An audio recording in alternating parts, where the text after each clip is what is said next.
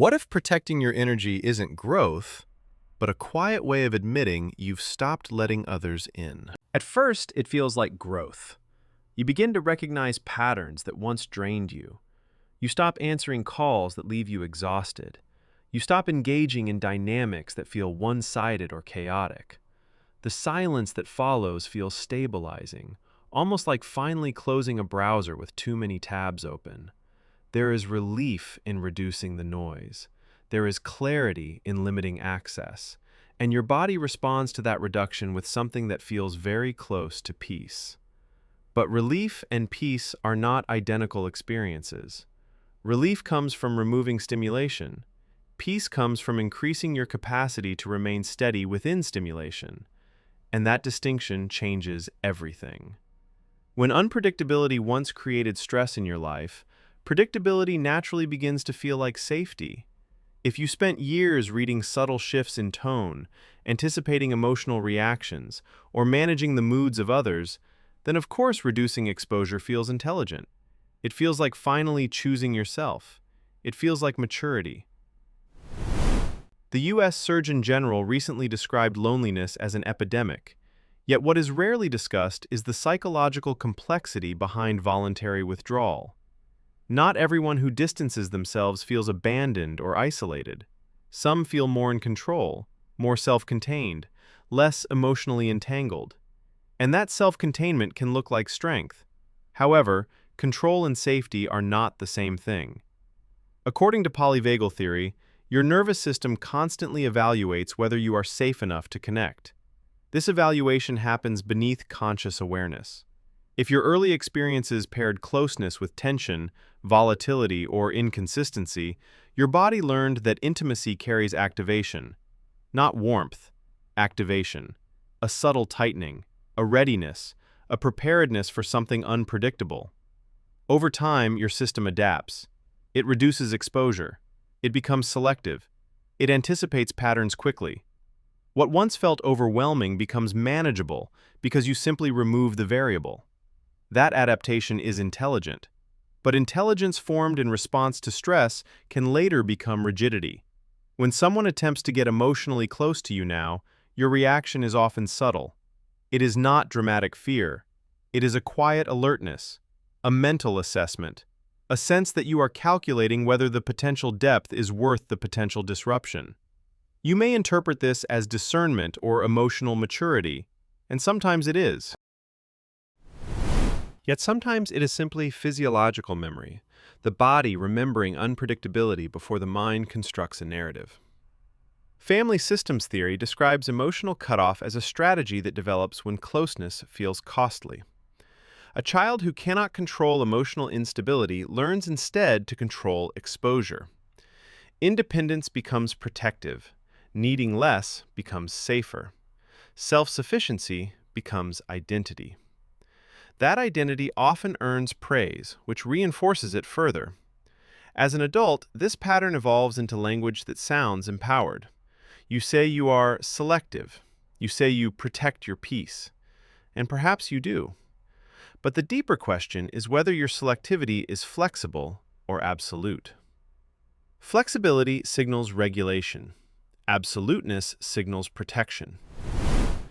Research published in Nature Neuroscience has shown that early emotional stress heightens the brain's threat detection systems. This means your ability to read subtle relational cues is not imagined. You detect inconsistencies rapidly. You sense patterns before others articulate them. The University of Iowa has demonstrated increased frontal lobe involvement in complex social decision-making among individuals with similar backgrounds. In other words, your perception is sharp. But heightened perception combined with unresolved stress narrows your tolerance window. Hypervigilance rarely presents itself as anxiety. It presents itself as clarity, as standards, as the quiet decision not to engage. And when minimizing risk becomes the dominant strategy, depth quietly becomes collateral damage. Growth does not eliminate activation from your life. Growth expands your ability to remain present when activation appears. And if your strategy consistently removes activation rather than increases capacity, then what feels like peace may actually be contraction. To understand whether you are protecting your energy or avoiding intimacy, you must examine how you respond to relational tension. A boundary allows connection while preserving integrity. It involves communication, negotiation, and adjustment. A wall prevents connection before tension can arise. It operates through assumption rather than dialogue. Both create stability, but only one supports intimacy. When conflict emerges, do you remain engaged long enough to articulate your internal experience, or do you withdraw and interpret that withdrawal as clarity? The nervous system experiences immediate relief when stimulation ends. That relief can feel like confirmation that distance was the correct choice. Yet, relief does not necessarily mean resolution. It may simply mean avoidance. The CDC has linked chronic social isolation to significant health risks, while chronic relational stress also affects physiological systems. The objective, therefore, is not constant exposure nor complete withdrawal. It is calibrated connection. If your tolerance window has narrowed over time, even healthy closeness may feel overwhelming. Expanding that window requires gradual exposure to safe relationships rather than permanent retreat. The Harvard study of adult development, spanning more than 75 years, consistently identified high-quality relationships as the strongest predictor of long-term well-being. Not independence, not productivity, not emotional self-containment. Relationship quality requires vulnerability, and vulnerability activates your nervous system. Remaining present through that activation, without retreating, is the mechanism through which recalibration occurs. Hyper-independence often emerges from environments where dependence felt unsafe. Eliminating reliance reduces uncertainty.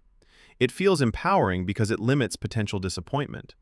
However, humans are biologically wired for co-regulation. Your nervous system stabilizes through safe connection. Shared emotional presence regulates stress responses in ways isolation cannot replicate.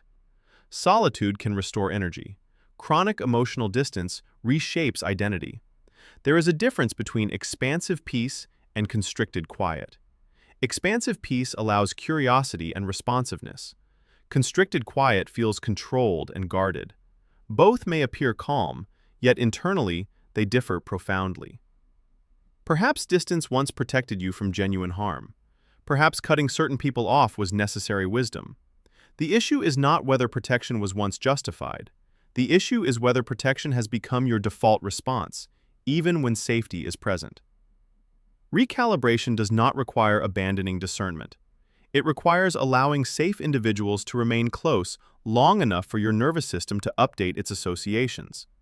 It requires communicating discomfort rather than disappearing. It requires tolerating minor uncertainty without interpreting it as threat. You did not become distant because you lack emotional depth. You became distant because depth once exceeded your capacity. That adaptation was intelligent, yet adaptation is not the final stage of development. True peace is not the absence of stimulation. It is the presence of regulation within connection. When you shift from asking how to avoid being hurt to asking how to remain present without losing yourself, you move from survival toward expansion. And expansion is not reckless openness. It is selective vulnerability supported by regulation. The real question is not whether you should protect your energy. The real question is whether you are ready to expand your capacity for closeness without surrendering stability. Because the strongest form of peace is not distance. It is connection experienced without fear, unconsciously directing every decision. Before you go, I want to ask you something honestly. Which part of this felt the most personal to you? Was it the walls, the hyper-independence, or the way your body reacts when someone gets close? Write it in the comments. I read them. And if this found you at the right moment, if something here made you pause and think a little deeper, think about subscribing. Because this channel isn't about surface advice. It's about understanding how your mind actually works.